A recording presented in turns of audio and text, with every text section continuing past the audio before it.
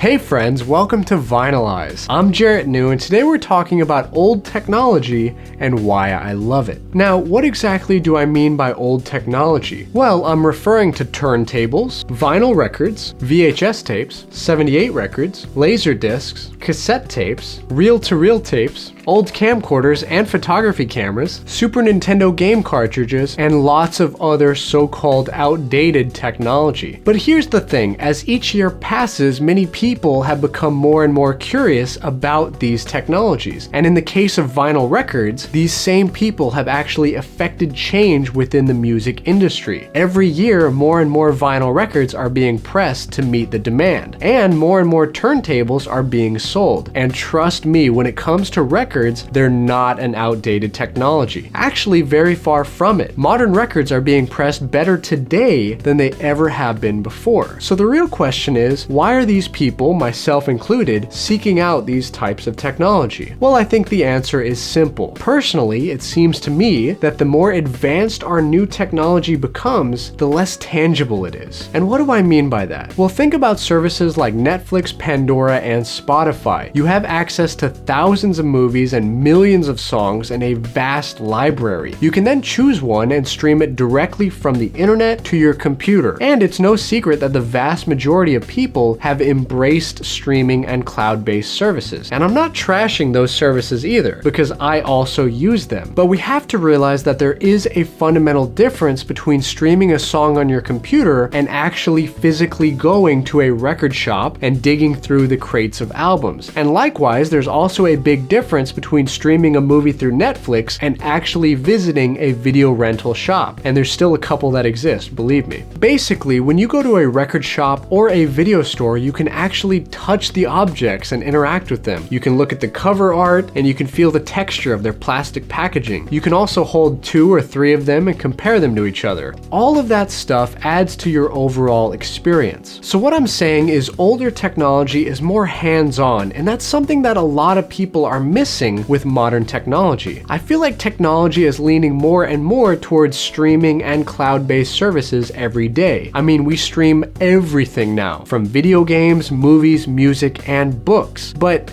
is reading a screen on a tablet really better than picking up an old-fashioned leather-bound book and flipping through its dog-eared pages? And what happens when the battery dies? Well, that book quickly becomes a metal paperweight or a doorstop.